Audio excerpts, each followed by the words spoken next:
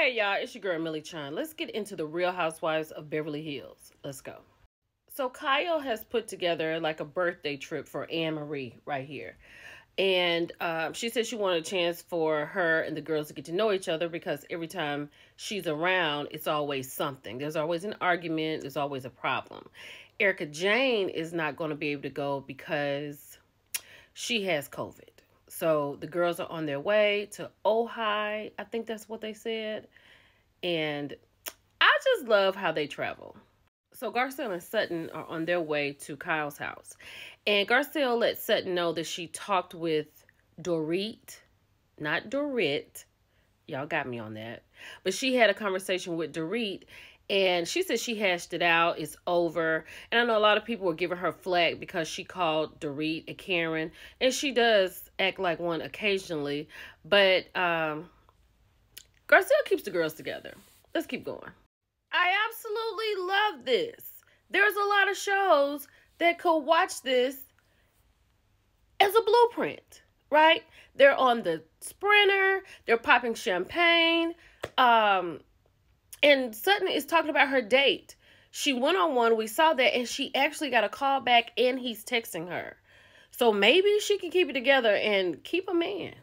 So the ladies finally make it. And they have like a little wine. Yo, this is so beautiful. I have never heard of this place in California. And this is just absolutely gorgeous. So they're sitting around. They're bringing their food out. They're playing a game. It's pretty much kind of like Dare or something, like show your best face when you are having a happy ending or lick someone's toe.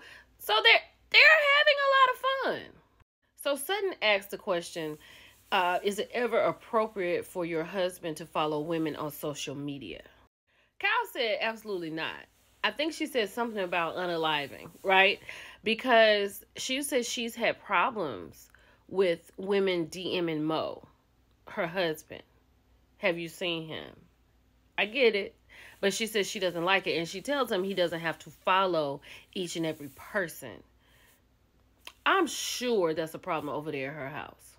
So they bring out Anne Marie's birthday cake, right? She blows out the candles. Kyle says, would you ever date a woman? Throws everybody off because where did that come from? Garcelle was like, that's out of the blue. Like, we had a conversation a couple seasons ago, and Kyle was not even open to it. Now, Garcelle, on the other hand, she's dibbled and dabbled with a 1, 2, 3 situation. Let's keep going. But now Kyle is open to it. She said, yeah, I think I would. And then they brought up ways that you would be with another woman. They're having a great time. Like, they really are having a really good time. And I would just love to see this on more shows. Like, have your stuff, but have fun. Kyle is telling the ladies about the Celebration of Life event that she's having for her friend with the NAMI Association. And, her friend had unalived herself, and she's just doing something in her honor. And I don't think this is going to be easy, but I love this that she's doing. I love Garcelle and her boys. They have great communication. And you can tell she has a little mommy guilt, right? Because she's not with them all the time. And they're getting older. I understand that. But this one over here in the black, his mouth is a little too slick for me sometimes.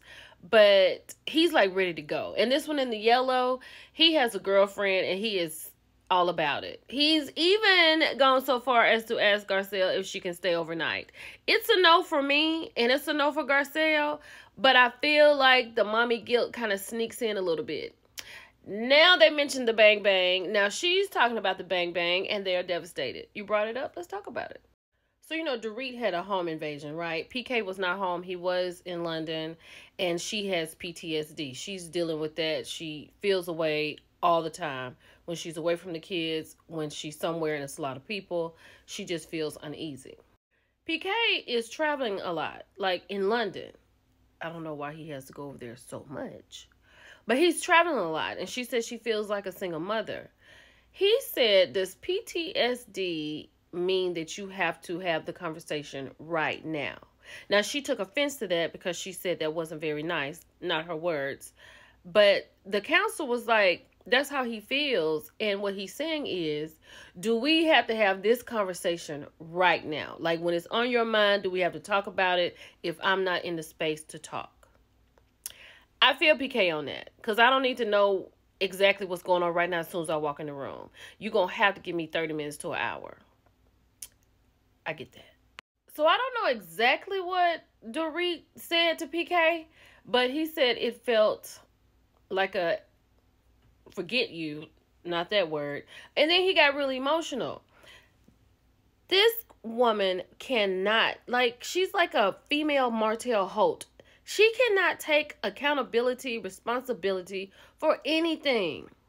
Like, what she says is Bible, and it's not. So I don't know if PK is really retaining everything that Dorit is going through right now, but the counselor explains to him that how she's feeling is she's always on guard. She's always ready for something to happen. Now, of course, she agreed with the counselor because she was talking in her favor, but that is what she's dealing with. Hopefully he can come around. Now, PK said there are some parts I don't understand. Like, when does high maintenance blend in with PTSD? Because if anybody is high maintenance, it's her. And he also said when he met her, she wasn't like that. The coins could be getting a little low. So Dorit says when she first met PK, he was, he let a lot of things go. Right now, he's a little bit harsh and she doesn't like that. He said when he met Dorit, she was this bubbly and enthusiastic person, not so high maintenance.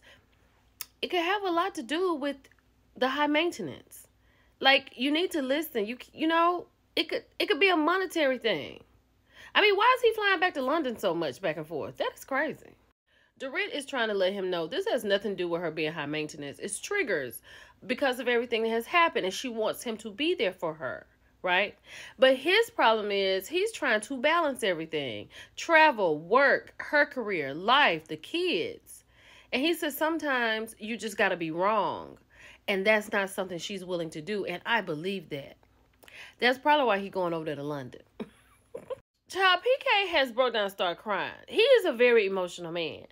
So Dorit is over there just cutting him off at the words. And he was like, I do not seek to irritate you. I seek to understand you. Right? And he's like, I wish you just listen. Girl, why you talking to this man crazy? She gonna get it together.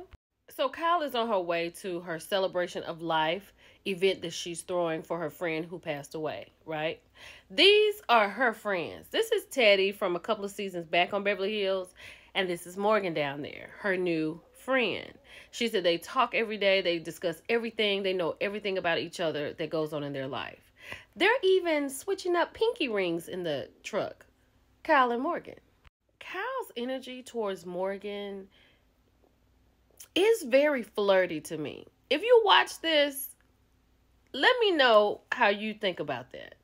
So they've made it to the event, and the event planner is going over with Kyle how everything is flowing.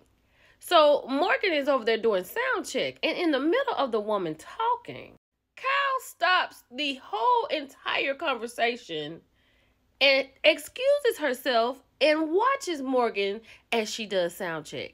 I'm not saying anything, but I'm saying something. Y'all, Kyle's daughters are absolutely beautiful. This is Portia. I remember when Portia was like in the 2nd grade. She's 15. Like, these children have grown up. This is Lauren's mother. Kyle's friend who passed away. Is very emotional for her and Kyle, and Lauren's sisters are there too. It's kind of telling without Mauricio, Kyle's husband, not being there, right? Everybody kind of sees it and feels it. And Kyle herself said if this had been a couple of years ago, she would be able to depend on him to be there for her on a night like this. So something is going on.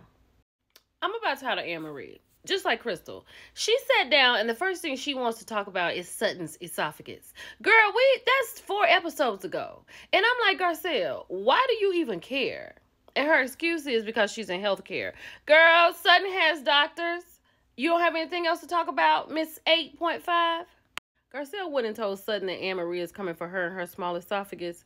She said, did she know my father unalived himself? You better stay the what away from me. She's ready. Check on your strong friends. This was beautiful.